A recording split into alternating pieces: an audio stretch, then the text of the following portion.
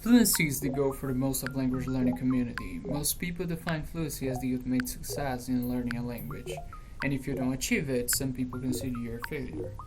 However, there's something that I call the native fluency illusion, and I'd love to hear your thoughts on this discussion. I've been learning Japanese for the last 40 days, but learning English from 2020 to 2023, entirely on my own, in my room, while living in Brazil. Back then, I had this goal in mind. I want to sound like a native speaker. In other words, I aim to be so good in English that some people won't be able to tell the difference between me and a native speaker. Right now, I see that as a naive goal. However, I've noticed that some people in the Japanese language learning community claim the same thing. You need to have flawless Japanese to be considered fluent. In my opinion, that's bullshit, and I'll tell you why. First of all, we need to define what fluency actually is. I know that everyone has their own standards, but for me, fluency means be able to understand 99 of everything related to your interests. So if you like sports, for example, you should be able to understand 99 of the vocabulary in that specific domain. At the same time, you need to be able to speak without relying on your native language. You don't have to be eloquent, but you need to be comprehensible. For me, the easiest and the most practical task to tell if someone's fluent is turn on the TV in your target language, listen for 30 seconds, and then explain what happened. It shows us a level of language that any fluent person should understand without much trouble. It's not overly specialized, but also not a beginner level vocabulary.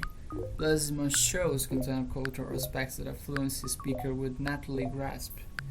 Now, about the native fluency illusion, this is the idea that you can become so good in a language that you be mistaken for a native speaker. Let me be clear, I'm not saying you should aim to be the best you can be.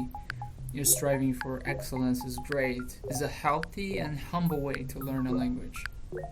And don't confuse the native fluency illusion with fluency illusion. This is when someone thinks they're fluent just because they memorize a few phrases, like some polyglots do. Here I'm talking specifically about the native fluency illusion. When you reach intermediate or intermediate level with this native fluency illusion in mind, you might start doubting on yourself just because you're not perfect. But most people learn a language to use it, whether for work, study, or live in a country that speaks that language. If you fall in this illusion, you might never feel ready to actually use the language. You will keep doing Yankee flashcard for years, waiting for some perfect moment that never comes. I don't know exactly why, but Portuguese has become a language that some foreigners want to learn. In Brazil, we have some famous foreigners who have lived here for years. Everyone can tell they're not native speakers, but that's not a problem at all. Of course, you can tell that English is not my first language, but I'm sure you can understand me.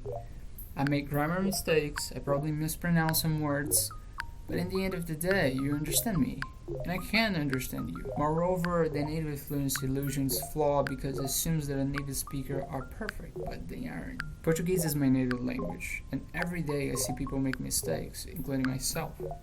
If you live in an English-speaker country, you probably notice the same thing, with your parents, siblings, and friends. And just because they make mistakes, does that mean they are not fluent? I don't think so. So right now I'm beginning Japanese, but I already adopted this mindset. I'm going to learn pitch accent because I see that it's important. I will study grammar and kanji. However, I don't expect to be as fluent as a native speaker, and that's completely fine. Don't compare yourself to a native speaker. They had a lifetime of exposure and probably don't struggle much with their own language. Instead, compare yourself to your fellow learners who have studied for the same amount of time as you. However, don't compare yourself to see who's the best. Instead, this is an opportunity to share ideas, experience, and methods, and learn from each other.